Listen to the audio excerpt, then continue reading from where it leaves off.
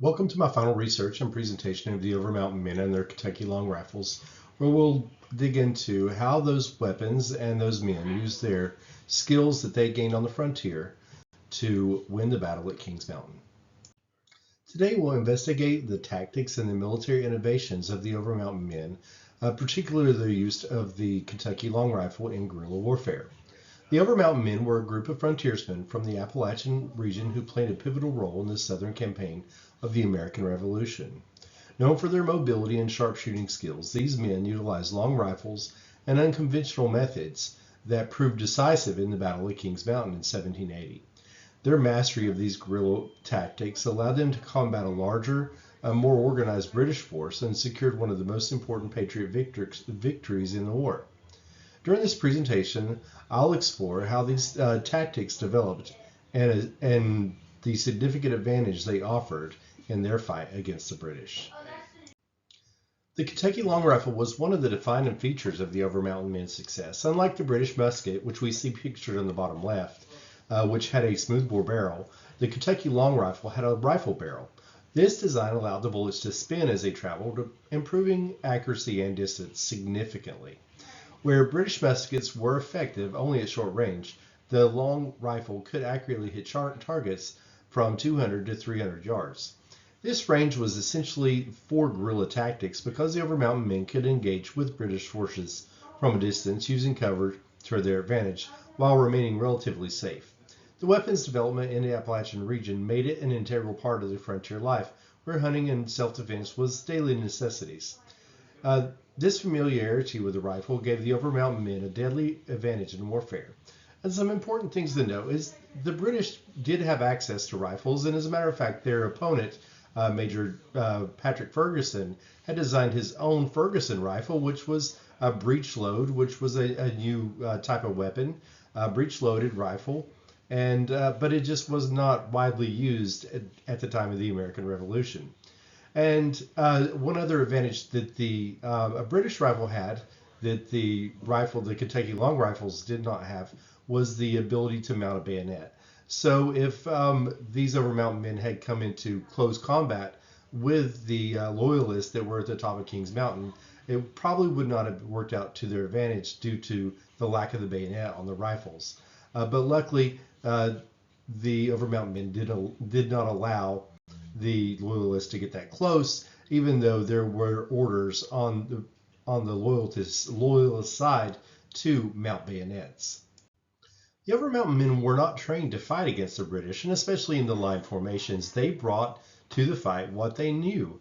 And the Overmountain Men had developed their guerrilla warfare tactics based on a combination of frontier survival and lessons learned from conflicts like the French and Indian War. Native American groups in the region often used hit-and-run tactics, ambushing enemies from cover and using the natural landscape for their advantage. And this was actually a constant worry for the men as they traveled to Kings Mountain. They were worried that while the men were away, that the Indians would ambush their homes and homesteads, the women and children that were left behind. Luckily, that didn't happen, but it was always an impending threat. The Overmountain Men observed and adapted to these methods, and they incorporated them into their own fighting style. Living on the frontier required these men to be self-reliant and resourceful, and they brought those same skills to the battlefield. Instead of engaging the British in an open field combat where the enemy would definitely have the upper hand, they would strike from concealed positions, retreat, and strike again from a new location.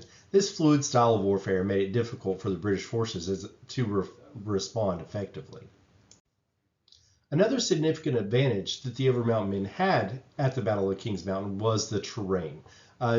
Patrick Ferguson basically was not experienced in fighting in this kind of rough mountainous terrain. And it would play a critical role in their use of guerrilla tactics. The region's dense forests, steep hills, and rocky terrain provided ample cover for these sharpshooters, and they would climb up the hill and sneak up the hill before they were ever seen. So, they're incorporating both the terrain and the tactics. So these British forces who were used to fighting in the open fields with disciplined formations found it almost impossible to maneuver in such a hard landscape. These Overmountain Men, on the other hand, knew the terrain intimately. As a matter of fact, I believe one of the officers who was in charge of this had been deer hunting there the previous fall. So he was very familiar with Kings Mountain. They would use the trees and the rocks and other natural covers to ambush the British troops while remaining largely undetected. This gave the Patriots a strategic advantage as they could control when and where to engage the enemy, often forcing the British into their defensive positions. The Battle of Kings Mountain really is the pinnacle of the Overmountain Men's contribution, although they continued into the Battle of Cowpens and other places throughout the Southern campaign. But the Battle of Kings Mountain was solely executed by Overmountain Men. And it was a pivotal moment in the Southern campaign. We had already suffered a string of losses in Charleston, and Horatio Gates was defeated at Camden recently. And this was what the American Revolution needed. And it was the Overmountain Men's guerrilla tactics that really shined here. British Major Patrick Ferguson, who led a loyalist force, they weren't regular British Army guys. They were loyalists who he had picked up throughout the Carolinas. He had made a critical error in positioning his men on top of Kings Mountain without fortifying the position. The Overmountain Men, using their knowledge of the terrain, and surrounded the mountain and advanced slowly, using the trees to their and rocks to their cover. Their long rifles allowed them to pick off British soldiers from a distance, while British, armed with the short-range muskets, struggled to return fire effectively.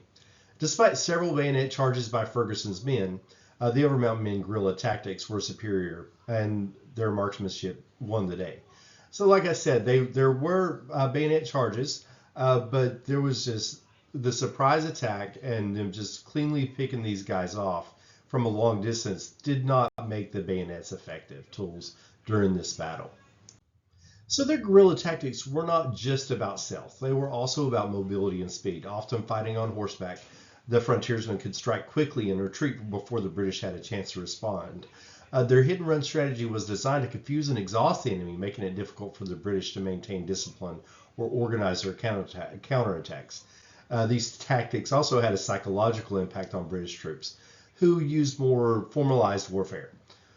Constantly being ambushed from hidden positions took a toll on their morale, and fear of being picked off at long range by unseen marksmen further demoralized them. It's important to note that there was not horseback. The Overmountain Men did not attack on horseback at Kings Mountain. They really relied on stealth. They snuck up on the enemy.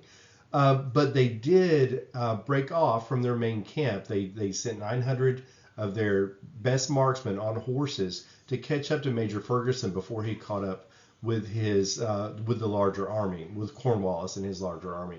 So they did kind of lose a few hundred of their men at the sacrifice of speed, which is part of this guerrilla tactics in practice. So the Overmountain Men were not trained soldiers, and we know that, and neither were their leaders. So they had been in a few skirmishes and battles before, but it wasn't like these guys were experienced, seasoned leaders in combat. But they were very essential in gathering these men together and pointing them in the direction of the enemy. And it's leaders like John Sevier and Isaac Shelby who played these critical roles in adapting these guerrilla tactics to the battlefield. Both men understood that the traditional European military strategies wouldn't work in the Appalachian backcountry. And they empowered their men to take initiative during a combat instead of the rigid formations and strict orders. Shelby and Sevier allowed their sharpshooters to make decisions in the heat of the battle, trusting them to take advantage of the terrain and their own superior marksmanship. And at one point, prior to the battle, Sevier had told his men, he's like, hey, you're your own commanders. You go in and you take care of business. This flexibility allowed the Overmountain Men to adapt quickly and to the changing battlefield conditions, making their forces far more dynamic and difficult for the British to counter. But also, once at the close of the battle, after they had noticed that Ferguson had been shot and their leaders had been sort of sent to the wind, they kept on calling ceasefire. But with each man acting as his own commander, it took them a little bit longer to get their men under control. And there has been some controversy about killings that continued after the battle had already ended.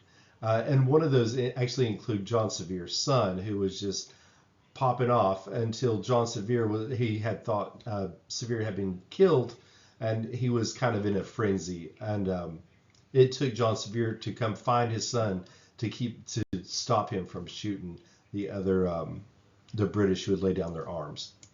So it's also important to look at how this would affect the future of American warfare. The Overmountain Men's tactics at Kings Mountain weren't just effective at the moment, they influenced the evolution of American military strategy in future conflicts. The success of guerrilla tactics in the Revolutionary War carried over into the War of 1812, to which the Tennessee Volunteers were highly effective. And they used similar hit and run methods against British forces. These tactics were also employed during the Civil War by both sides, but more in the southern states, where the rugged terrain once again favored the smaller mobile units.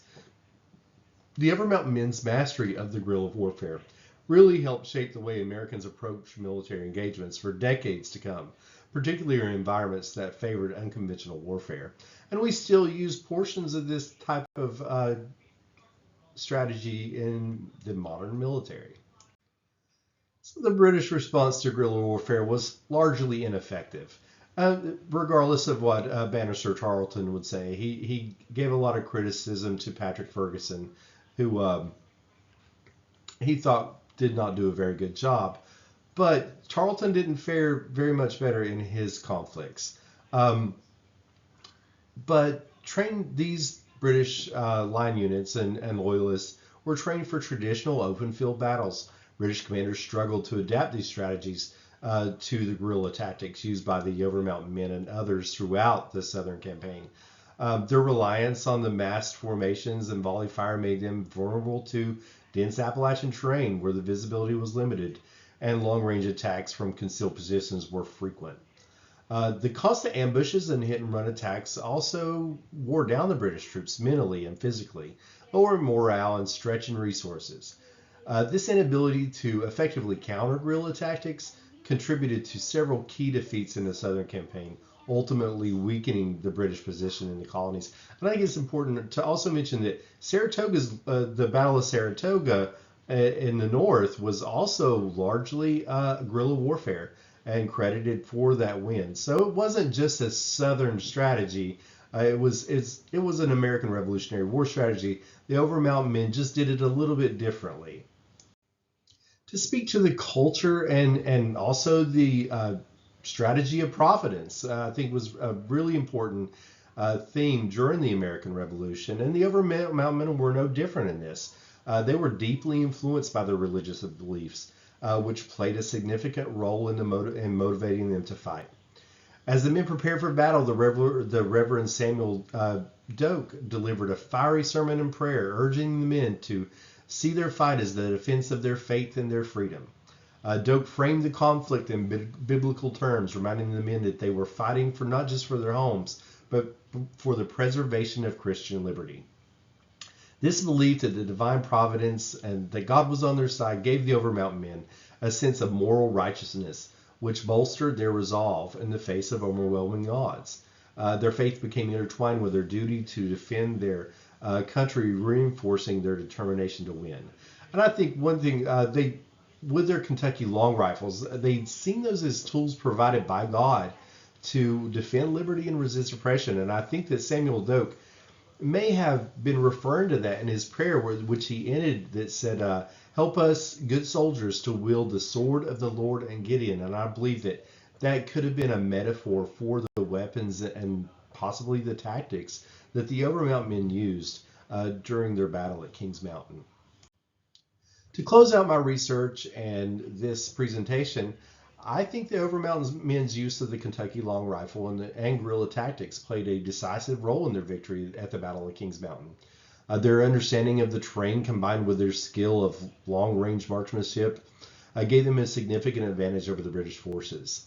The impact of these tactics extended far beyond this single battle. influencing the development of guerrilla warfare strategies in the future. Today, the legacy of the Overmountain Men is commemorated through several monuments and historical sites that preserve their story. The Kings Mountain National Military Park, for example, honors the pivotal battle where these men turned the tide of the Southern campaign. Sycamore Shoals, which is present-day Elizabethton, Tennessee, is where the men first gathered their march, is also memorialized as a key rallying point for their journey to Kings Mountain. And these monuments serve as a lasting reminder of the bravery and innovation of the Overmountain Men, whose contributions helped shape the course of the American Revolution. Their story continues to resonate in the broader context of the American military history, marking a critical moment where the frontier warfare and patriotism intersected to secure American independence. Thank you for joining me for my presentation, and I'm very excited to hear your feedback, and I hope you have a wonderful week.